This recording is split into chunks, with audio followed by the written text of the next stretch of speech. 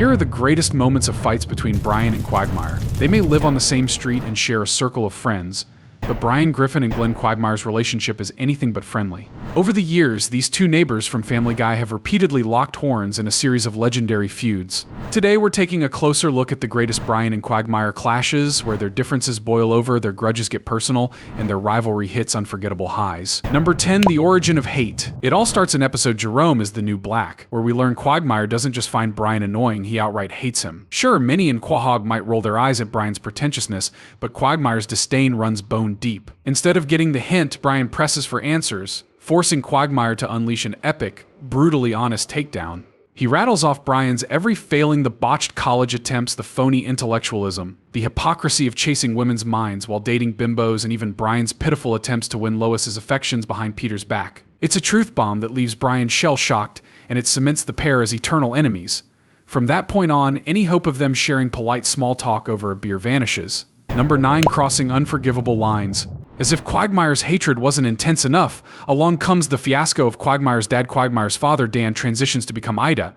Unaware, Brian meets Ida at a bar and ends up sleeping with her. When Brian realizes Ida is Quagmire's parent, he knows he's just added nitroglycerin to a blazing inferno. When Quagmire finds out, the rage is nuclear. A mere dislike has turned into personal betrayal. For Quagmire, it's not just that Brian has poor judgment, it's that Brian has now invaded the most private part of Quagmire's world. If Brian wanted to make peace before, that door just slammed shut. Number 8, competing for love interests. The battle escalates over shared love interests and Teagues, for two Brian, desperate for advice, takes a dating course taught by Quagmire. If that sounds like a terrible idea, trust us, it is. When Brian's attempts backfire, he unexpectedly crosses paths with Quagmire's old flame, Cheryl Teagues, and they spark a twisted game of romantic revenge. Both try to humiliate each other by parading around their perfect dates, Cheryl on Brian's arm, Jillian on Quagmire's. Their dinner devolves into jealous jabs and eventually comes to blows. The message is clear in the Brian Quagmire universe: there's no depth too low to sink to when it comes to destroying the other's happiness. Number 7, amnesia, unlikely bonds. In Forget Me Not, a twist of fate erases everyone's memories. Without their past baggage, Brian and Quagmire actually get along, briefly. With no recollection of Quagmire's hatred or Brian's moral failures, they even think they might be friends. Of course, as soon as reality returns, so does the animosity. It's a revealing glimpse into what could be if only these two didn't know each other's true nature. Number 6, real estate ripoff. When Brian dangles a seemingly golden real estate deal in Brian, the closer Quagmire bites. Turns out Brian's only doing it for personal gain, selling Quagmire a worthless dump just to become a partner at his firm. Quagmire confronts the betrayal, leaving Brian looking even more spineless than before. Here, Brian's moral compass is on full display.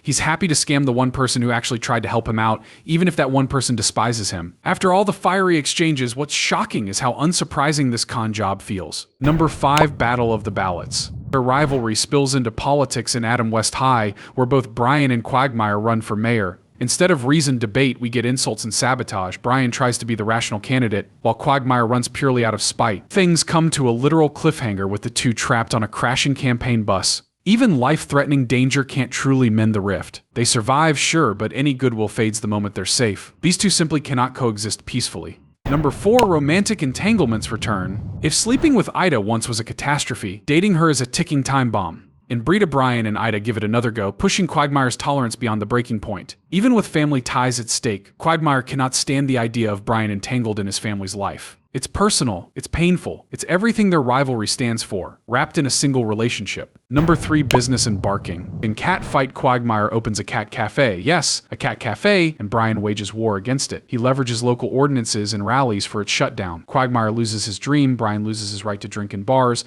and both are miserable. Eventually, fists fly. Yet after all that, they walk off together, wounded but begrudgingly understanding each other's pain. For one fleeting moment, they call a truce, though it's clear this peace is only temporary. Number 2, pretending to get along. Quagmire pretends to love dogs to impress his fiancée, turning to Brian to pose as his loyal pet. This premise could have led to a cordial arrangement, but of course it doesn't. Brian subtly sabotages Quagmire's image at every turn, waiting for the perfect moment to expose his lies. Again, any cooperation between them is founded on deceit and destined to implode. And implode it does, with Quagmire's hatred of dogs revealed in front of everyone. Number 1, an unexpected alliance. In Stewie Away, Quagmire loses Stewie in Paris and in desperation calls Brian for help. Surprisingly, Brian comes through. For one shining moment, they join forces not to prove a point or sabotage the other, but to rescue Stewie. It's a rare glimpse of what might have been if these two ever treated each other as true allies. Yet, this camaraderie is bittersweet. We know their history and we know their pattern. Once the crisis passes, the old animosity is waiting right around the corner.